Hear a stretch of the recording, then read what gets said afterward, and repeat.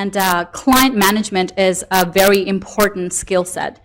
And not only should you know your technical expertise and what Douglas has already mentioned about the sort of background, that your specialization that you have to know about early on, but you also have to kind of know how to kind of hone the skill set of working with people. And today we have Sebastien Gerega to be giving a talk on that. Sebastien studied in University of Sydney. He completed his Bachelor's of Science in Bioinformatics. Then he went on to do his MBA at the McGill University, where he also made the Dean's Honor List. He has joined IMS Brogan since 2012 and has been working there till present, and he is the current engagement manager at IMS Brogan. So let's welcome Sebastien.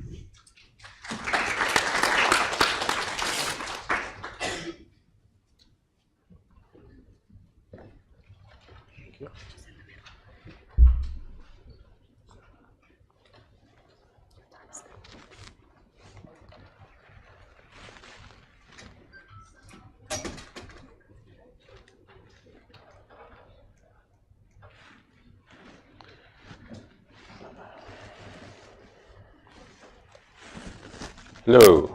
Okay. Thank you for having me. So I'll just go through a quick introduction again. Thanks for that. First of all, that is me. The beard is new. Wasn't even that long ago, but as Lavina said, I have a background in bioinformatics. So I studied in Australia at Sydney University. For those of you that aren't familiar with bioinformatics, it's really a combination of computer programming, statistics, and molecular biology as well. So I did honors research here in that as well, and then continued on to work at Sydney University, kind of as a consultant of sorts, but specifically within the research area. So doing analytics for labs around Australia that didn't have the in-house resources to do that.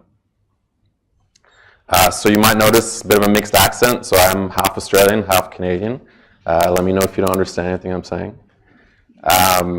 I moved here because it became quite apparent to me that a career in science wasn't the way that I wanted to move forward. So I went and did an MBA at McGill University, and then went straight into working at IMS. So as was mentioned, I've been there since 2012.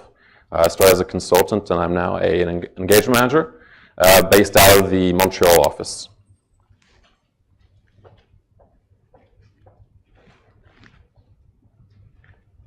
So I was asked to speak about working with clients today. I will discuss that. It's going to be a very high-level conversation in terms of working with clients, but I'm also going to discuss specifically who our clients are, the type of work that we do at QuintilesIMS, as well as the types of projects specifically that we do for clients and how we engage clients and continue these engagements moving forward through time. So firstly, who in the room actually knows who QuintilesIMS is?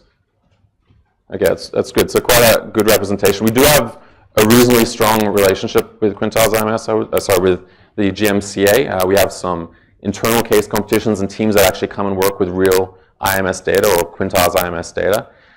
Some of you might be more familiar with the old names, so we've gone through a lot of change in recent years. When I started, it was actually IMS Brogan, which was the Canadian unit. IMS Health was the kind of more global name that most people knew it by. And a recent merger with Quintiles last year has kind of evolved us into QuintilesIMS, and also changed the type of business that we're doing and the phases at which we can actually engage with clients. So very high level here in terms of the company. On the left, we have a view of what QuintilesIMS is globally. So it's valued at $24 billion. It's a big company. About half of that comes from each side that merged together.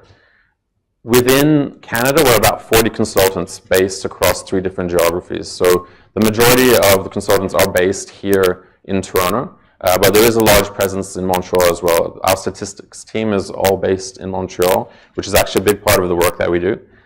And then on the right of the side here, you'll see that there is basically a lot of high-level details about the data that we track. So originally, if you go back in time, 50 or so years, IMS started as a data company.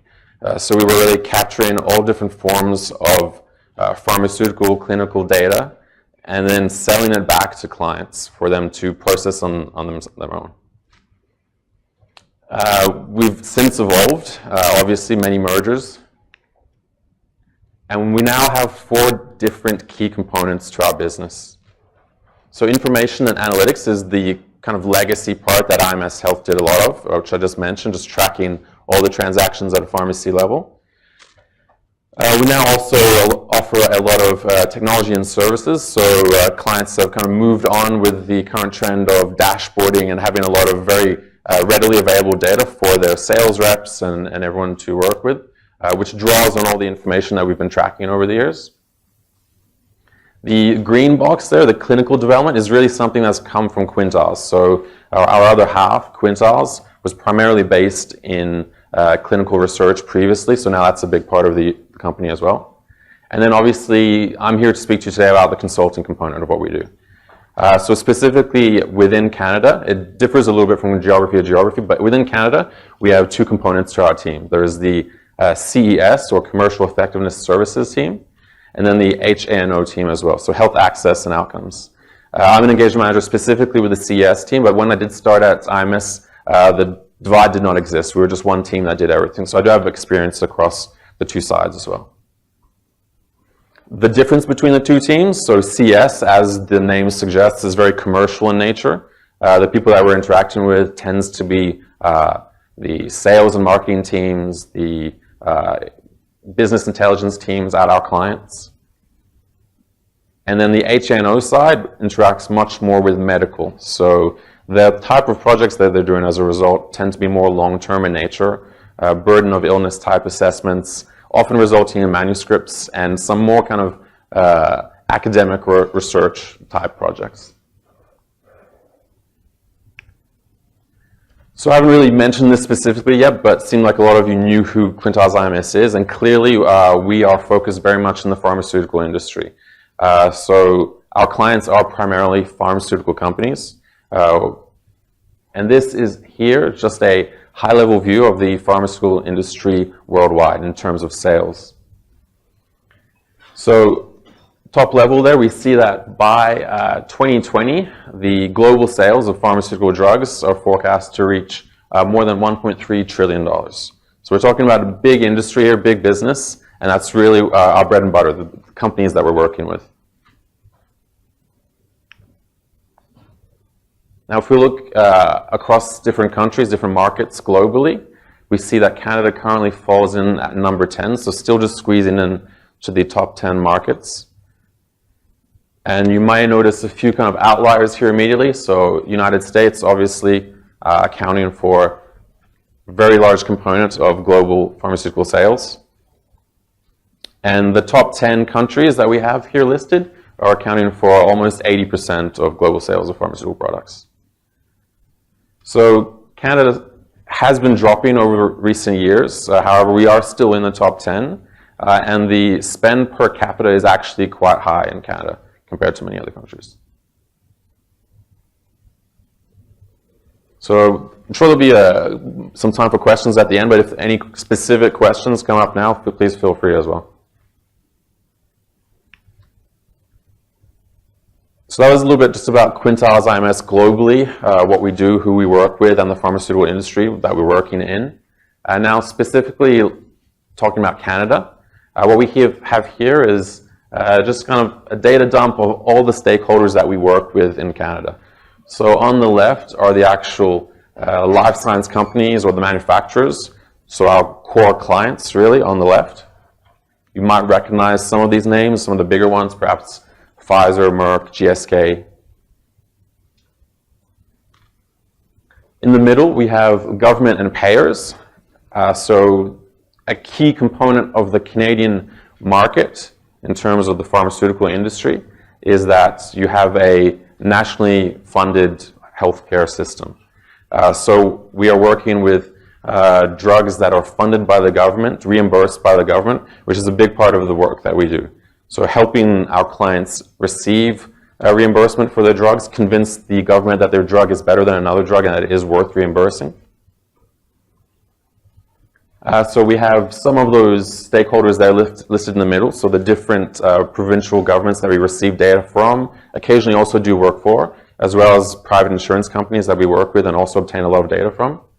And then all the way on the right, we have the providers, so the actual pharmacies, where a large majority of our data comes from.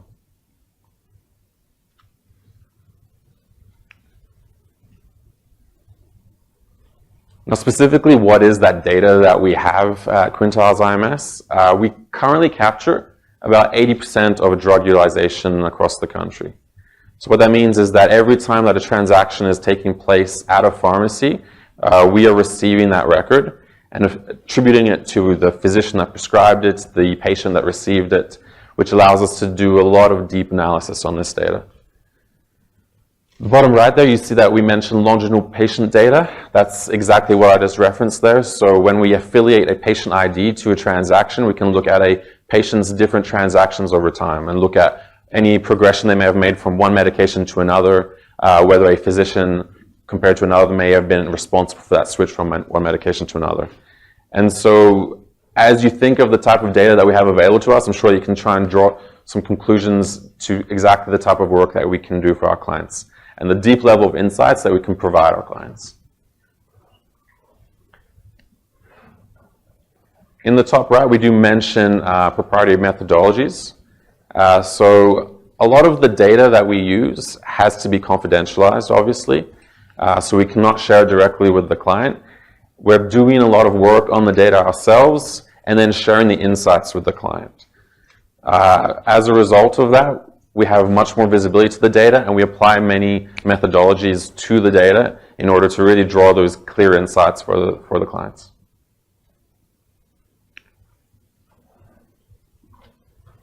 What we have here is that top orange line is just kind of a schematic of the typical life cycle that we see for a pharmaceutical product. So you're going to have a long phase of pre-launch that we are involved in. Basically, we're involved with the entire process. But so starting from pre-launch to launch, where a lot of our work happens, then to the growth and maturity phase for a product, and then eventually the LOE phase, so loss of exclusivity, when the patent expires and the generic products can actually enter the market. And this is really just to illustrate that we are involved throughout the entire life cycle of a product. This is even more apparent now that we have merged with QuintilesIMS, so there's a lot of preclinical and clinical work that goes through QuintilesIMS and that can now be fed into some of the later downstream analyses that we also perform.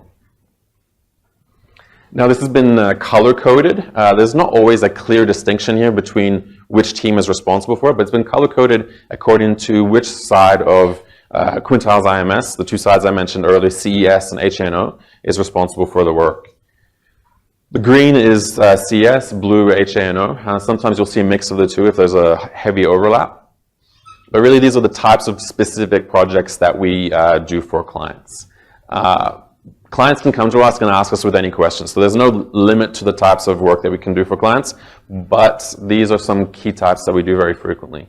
Some of them you'll probably be very familiar with. So we do a lot of forecasting work throughout the project life cycle, whether it might be pre-launch, trying to assess how many clients are actually going to be found, how many patients will be in Canada and will be likely to use this product in order to forecast sales, all the way to forecasting an LOE when you have generics entering the market and you have to assess the impact of these lower cost generics competing with your product. Just to highlight a few other things that we do. So based on the data that we track, as I mentioned, we track the majority of prescription data in Canada. We know which physicians are writing what prescriptions, which allows us to identify the most valuable prescribers within any market. So as a result of that, a lot of the work that we do is actually in segmentation. So you'll see physician segmentation there. And really that's just a matter of looking across multiple variables in order to identify who the most important physicians might be in any given circumstance. So it might be in a launch scenario. Say that you have a client that's launching a new product for schizophrenia. We can identify all the physicians that are currently prescribing in that area, who are the most important ones, and actually segment them across a multitude of different variables. So we can also take into account how rapidly a physician is likely to start using a new product, what their practice is made up of, so what percentage of their practice might be under the age of 18, what percent of their practice is actually benefiting from private versus public insurance. So there's a huge wealth of data that we capture and that we can apply across the entire life cycle.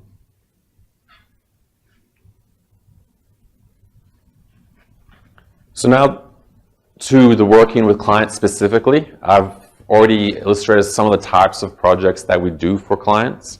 Now I'd like to go into a little bit of a high-level discussion of exactly how we interact with clients and how we maintain those relationships. So one slight difference for QuintilesIMS is that we are specifically working in the health sector, so the pharmaceutical industry, which limits the clients that we have available to us. Obviously, there's always new startups happening or small life sciences companies that might be developing new products. But the majority of the work that we're doing is only really for the big players. So in order to be able to afford this kind of work and the data that's required in order to do it, we're usually talking about the big players in the market. As a result of that, it limits the pool of clients that we have available to us. And so probably more important than anywhere, really is key to our success is to maintain those relationships with clients throughout time. So the key to really maintaining the business going is just business development. And this is a slide that we use internally for some of our training with new hires that discusses our view of business development and how it should be handled. We break it down into two different sides here. So what we call build our base, which is a matter of maximizing the connections with everyone within our client base. And then the other side is strategic planning, so leveraging the opportunities that might present with those connections that we've established. If we focus first on building our base, we have a few kind of actions that we've described on the left here.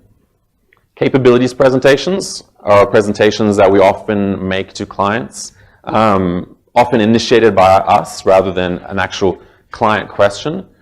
But we initiate a conversation, we go into a client and present all the type of work that we can do.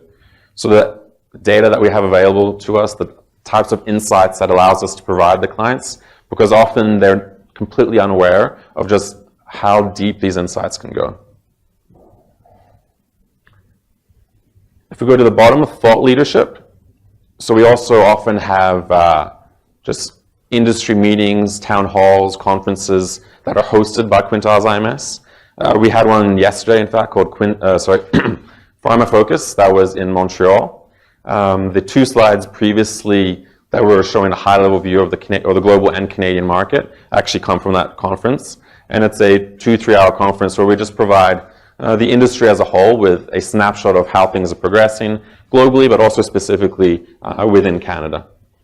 We also go much deeper in the meeting as well and focus on new products that have come about and how they're going to impact the market.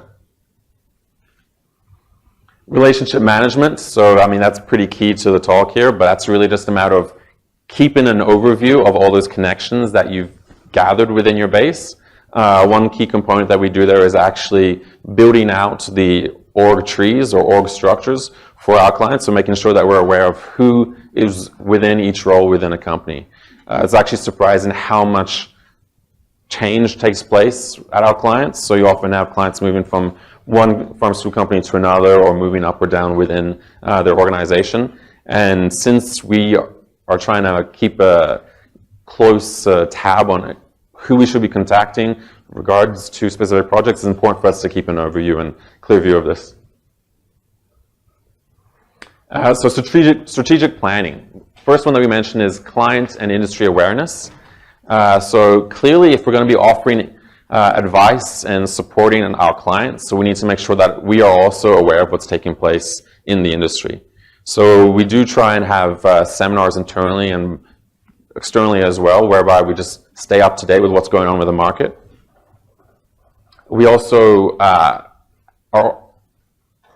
all assigned to some specific clients, so it's important to keep track of what's going on for your specific clients. Do they have any new products that are coming to market? Have any of their products been recalled? Has there been some bad adverse events that have been captured in recent time? And perhaps that provides you with an opportunity to go in and suggest some work that could be done.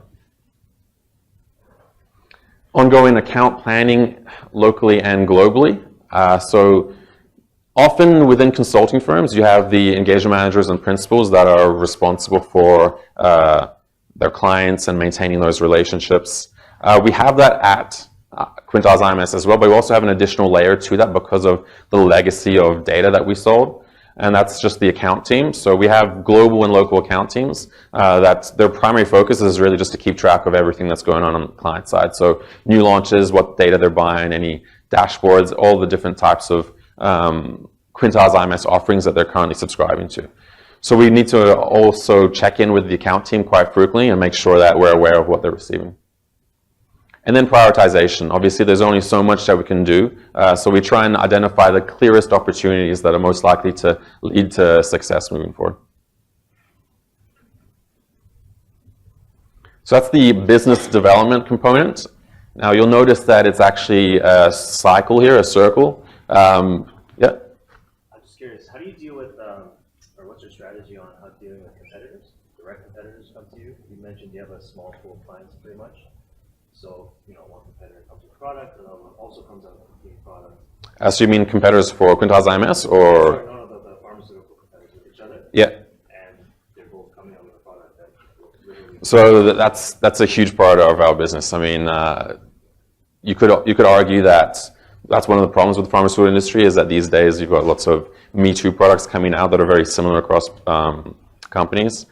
So we're always faced with that. And what we do try and do is try and maintain independent teams working on any given product that might be competing. So if I'm working on a product within the depression market, a client's coming out with a direct competitor, maybe I wouldn't be as likely to work on that product as well. But there's no avoiding it, basically. So you stay professional and keep the two products separate.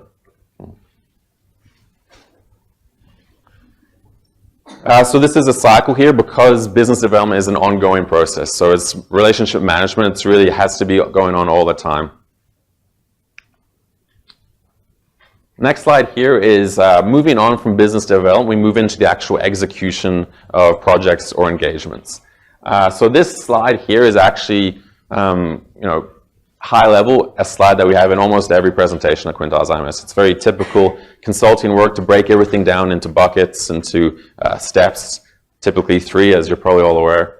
So here are the 3 key steps that we usually discuss through execution. Firstly, kickoff. Second, the actual analysis or work. And then finally, the delivery of the results.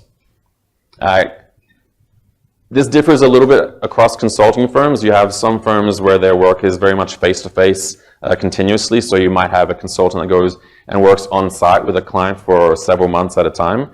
That's very different at IMS, given that we're so heavy in the data and the analytics that we do. So we tend to have just specific touch points across the engagement lifecycle.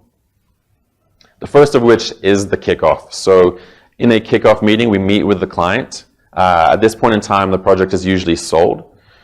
And so the key goals of this meeting are typically to firstly ensure alignment, despite all the effort that you might put into providing the client with a clear proposal of the work that you're intending to do for them. It's amazing how frequently that can get lost in communication, and you go and meet with the client for the kickoff meeting and find that their expectations of what's supposed to come out of this project aren't in alignment with what you've actually proposed. So a key component of any kickoff meeting is to ensure alignment with the client. Confirm the project's scope. So often clients will try and just slip in little additions to the analysis. We need to make sure that we're not going too far out of scope in order to maintain our bottom line. And then key within any relationship, obviously, is ensuring good communication with the client. So what we try and do in that kickoff meeting is also establish timelines for the entire project and also milestones for communication and frequency. Moving on to the analysis. Now, as I've already suggested several times, QuintilesIMS is very data heavy in the type of work that we do. So we work very closely with the statistics team. We download a lot of data, we compile the data, and start to QC the data, summarize and visualize it to actually break it down into a more easily digestible format. And then we look through that, trying to answer the key client questions in order to identify those key insights that we can then deliver back to the client. So obviously, the analysis is the biggest component of the project, the engagement. But then it does move on to the final phase, which is the delivery. Key to any delivery is really knowing your audience. So as I've mentioned already, we have two teams. We have the CS and HA&O team, both reporting or communicating very frequently with different stakeholders within our clients. These different stakeholders will often be in the same meetings, but you need to identify who they are because they're all going to be looking for different things out of your project. So it's important to know who's going to be there to make sure that you're directly answering the questions and you're prepared for any surprises that might come your way. Focus on the business needs. So I can't stress how important that is, especially working with so much data. It's very easy to just provide the client with a huge data dump, which might be interesting to a consultant or somebody who's been working in the data for several weeks or even months. But we need to work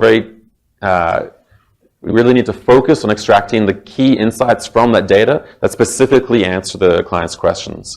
At the end of the day, you need to be able to go through each slide and say, so what? What does that mean? What does that mean for your client? Does that mean that they need to hire another 5 reps? Does it mean that they need to stop detailing this product altogether? Every slide really needs to have a key outcome from it. Then finally, identify next steps. So this can refer to several different things. Identify next steps can refer to what additional work can come from this. As we saw on the previous slide, business development is a cycle, so we always need to be looking for additional projects that might have been out of the scope of this project, but would likely be purchased by the client moving forward.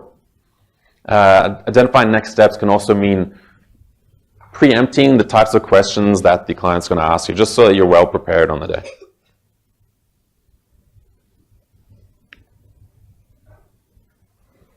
So business development and execution clearly come together.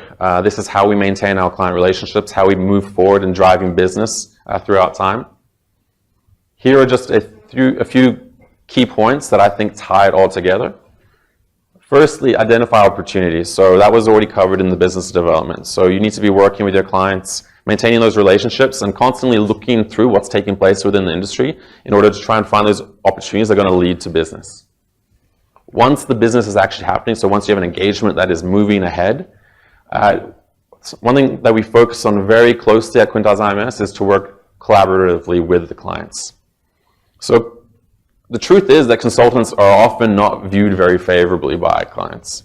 So you're coming in there, you're giving them advice on how to run their business, and often they feel very defensive about that. So I actually did an internship at BMS during my MBA. So BMS is a pharmaceutical company, Bristol Myers Squibb. At that point in time, I didn't know that I wanted to go into consulting. One of my colleagues that I was working with regularly at BMS had spent maybe the first 2 months of my internship there telling me how much he disliked consultants. They just come in, they think they're experts, they think they know what they're talking about, but I'm the one that knows what I'm doing. Then after those 2 months, I got into a conversation with him, and he kind of became apparent to him just how much I liked the analytical component of the work and the type of person I was, and he said, oh, you should go into consulting. So I wasn't quite sure how to take that.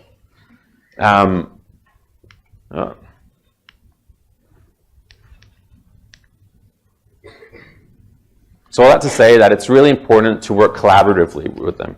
You need to make sure that you're there. One thing that we often say at QuintilesIMS is that we're not the experts on the therapeutic area. So we're going to be going to speak to someone with, maybe you're with the team working on diabetes at Sanofi, okay? I don't claim to be an expert on diabetes specifically, but I can claim to be an expert on the data, on the methodologies, and everything that we can apply in order to give the client those insights. So that's a very key component working with clients here in establishing that collaborative relationship.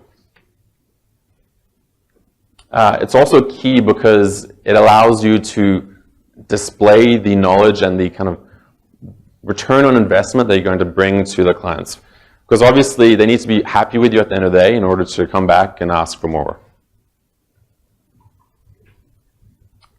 Finally, identify starburst. So starburst to us is really just additional opportunities, offshoots, tangents that might form during a project. It kind of again relates back to the execution slide, where you're looking for those questions that might come out through a project, and that way you can cycle back and engage in another project.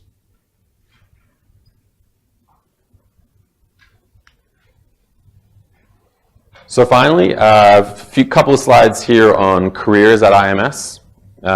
So it's good to see that a lot of you are already familiar with QuintilesIMS, but I do have some more information to provide. In terms of the background of people that we have at IMS, it's very varied.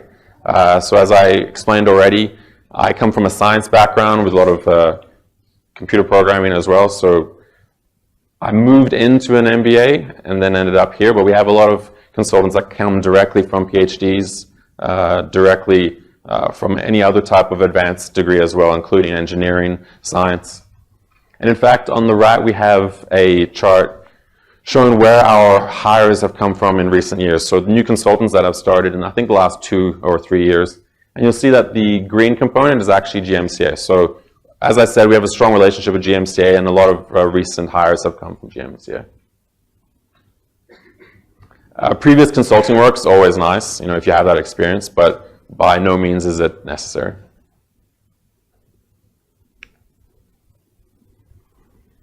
So a little bit about working at QuintilesIMS. So we're looking for problem solvers. I think I've made it clear that the work that we do is very data-driven, very analytical, which is one thing I would stress is perhaps different from many consulting firms. We're much more involved with large data rather than the big three might be handing that type of work off to somebody else, or working more closely with just high-level frameworks. We're really tracking data precisely. I work on many studies where we might be working, following longitudinal data for 300,000 patients to try and identify specific patterns how a patient might be flowing through depression treatment. So we're talking about really big data here. Same thing for physician-level data. You might be looking at 50,000 prescribers across Canada in order to identify those that are most relevant for the launch of a new product. I'd also like to stress that a lot of work recently has gone into our onboarding and training process. So a lot of initiatives recently in order to try and improve that. The downside of having so much data at our fingertips is that it's a lot to learn about. So the learning curve can be relatively steep. So that's why we've put so much effort into recently trying to improve that onboarding process. But the benefit of that is that it provides a lot of opportunities. So you learn about these data assets, you learn about these methodologies, you develop these skills, and you become a very important individual with a lot of growth potential within the company. Because of all these data sets and the steep learning curve that I mentioned, it also results in a push for a lot of promotion within the company. It's typically a bit more difficult to hire somebody externally at a engagement manager or principal level just because of all that knowledge that is required about the data sets in order to really answer the questions that the clients pose. And then finally, we just have the typical phases, progression that we have through your career at QuintilesIMS. So starting at analyst all the way up to senior principal. So that is it. If you have any questions, I'd be happy to answer.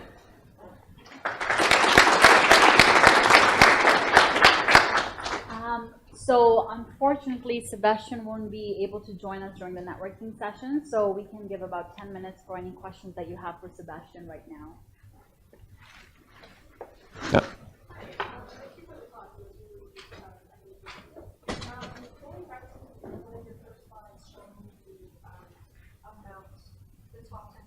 Mm-hmm.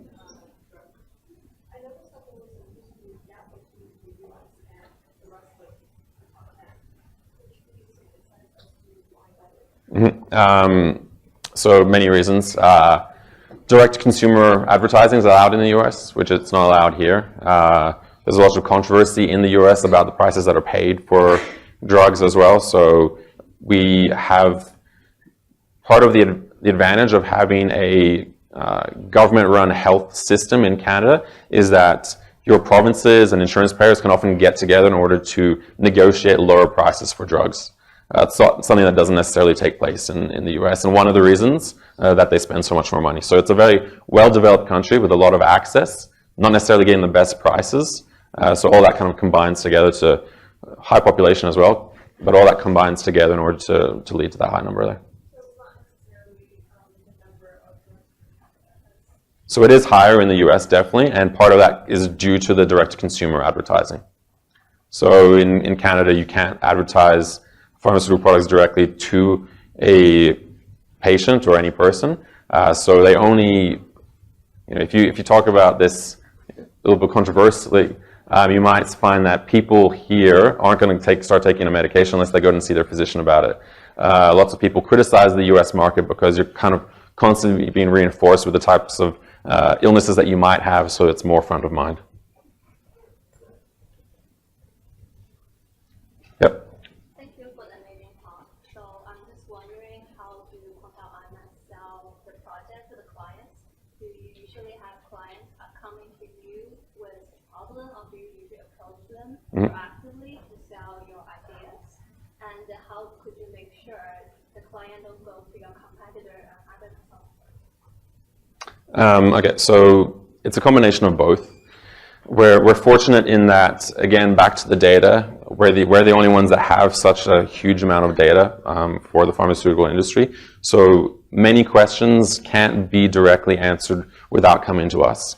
So the client does have the option of just buying the data. We would have to give it to them confidentialized, so they lose a little bit of visibility and granularity there, and then they might run the analysis themselves. But ideally, they would prefer to go through our consulting work.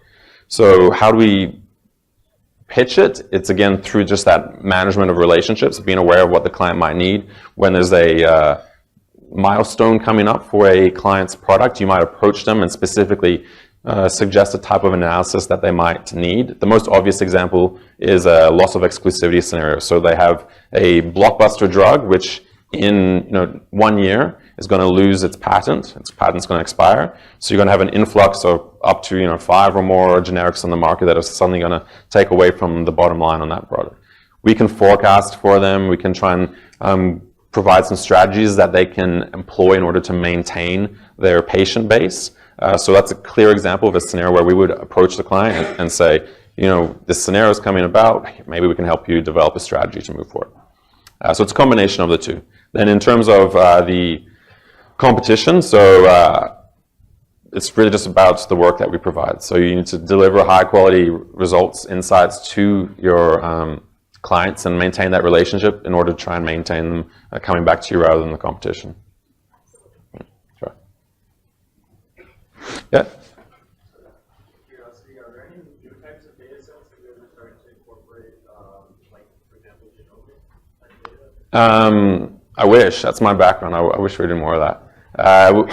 Main thing that we're probably focused on these days is EMR data, so electronic medical records. We currently have, I think, over 1.2 million electronic medical records. It's restricted to Ontario and a little bit of Quebec for the time being, but it's a very, very useful piece of information because it not only tracks the pharmaceutical utilization, but also all data, all lab tests for these patients. So we can start to look at how a patient taking a specific drug might be impacted in other ways. So, obvious example would be looking at whether a patient's glucose level is being properly managed when they're on a specific diabetes medication as compared to the competition. The lady at the back. I was just wondering, so obviously as an organization, most of the advice that you give is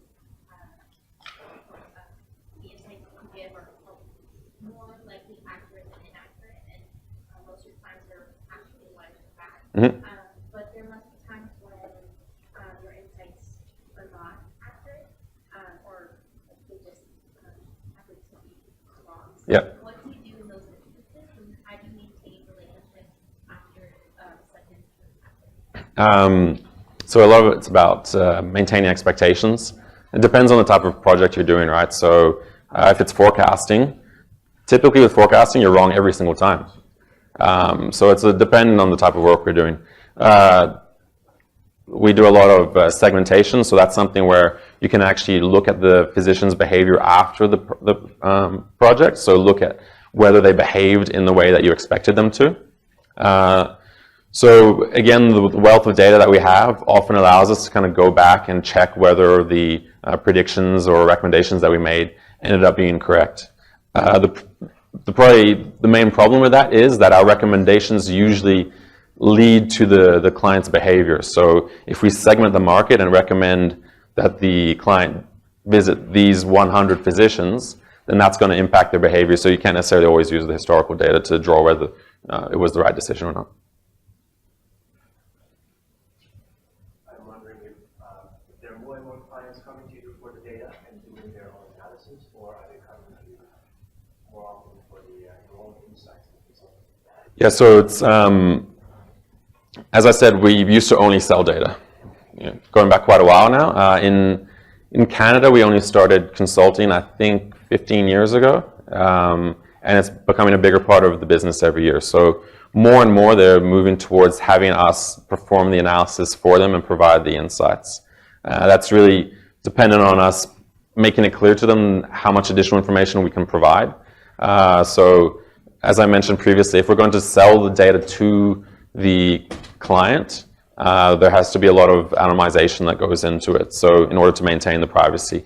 If we're talking about physician-level data, that means that we can't tell you how much any one physician's prescribing, but we can tell you how much a group of 30 physicians is prescribing.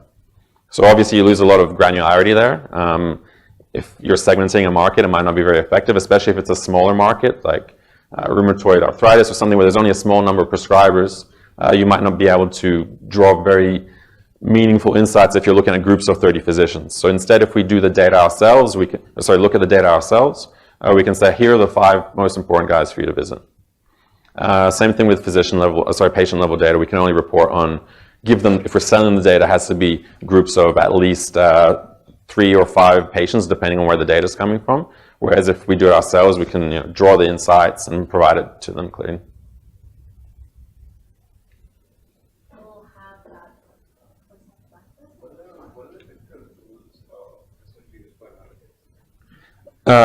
So we talk about this a lot. We use Excel. We're trying to move. We have people trying to get us to move away from Excel, but at the end of the day, we need to usually deliver something to the client that they're comfortable with. So we're starting to do a bit of work in R as well, Tableau as well, building dashboards, trying to make it a little bit more friendly and user-friendly. And also increase the computational power of what we're doing. But there are drawbacks, because if you do something in R, then you're going to have to port it to Excel in order to deliver it to the client anyway. And then we also run a lot of interactive workshops. So a segmentation workshop is typically, we'll come forward with a recommendation, but we'll spend 2 or 3 hours with the client actually moving physicians from one segment to another depending on their behavior, and that would be run in Excel in a dynamic model that we've built as well. So unfortunately, we're kind of locked in with a lot of what we do taking place in Excel. Having said that, we do have, as I said, a big stats team behind the scenes. So they're working in SPSS and SAS all the time and feeding us with data that we'll put into Excel. Yeah, question. So your data is really very important as a competitive advantage. Mm-hmm. But I'm curious how you get it from physicians and health institutions. Do you give them any incentives? What sort of how you get it? Yeah, so I mean, there's always incentives involved. Not details that I'm really aware of, and are not something we can share too much either, but basically it's a transactional fee. So if you're talking about pharmacy data, you can pay Jean Coutu or Pharmaprix, whatever it might be, per transaction for the data. So we have these agreements in place nationally. Same thing for the public payers, so whether that be RAMQ or ODB, they sell their data. Last question. Yes. I think you just answered it. Okay, great. Then we have room for one more question. Yeah? Very quickly, how much do you tailor the presentations you do to the potential clients before you've secured an engagement? And is there a trade-off you deal with of like personalization, putting a lot of time, or is there showcasing that very things that you're capable of doing? So we tailor it as much as we can. So it's all about balancing time. part of all that kind of work towards onboarding and training that we've been doing lately is really also gone towards developing a lot of standard presentations and decks that can more easily be adapted to the offerings that we have in order to try and save time on that. But at the end of the day, you want to customize it as much as possible to try and secure that business. So if you're doing again, a segmentation or a patient flow study, your stock deck might be populated with the diabetes market when you're going to present to a client that's working in mental health. So depending on the time you have, you might use that stock deck, or if you have the time to adapt it, you would make it more relevant to them using their products in their market. All right, well, that ends our presentation with Sebastien. Please give a round of applause.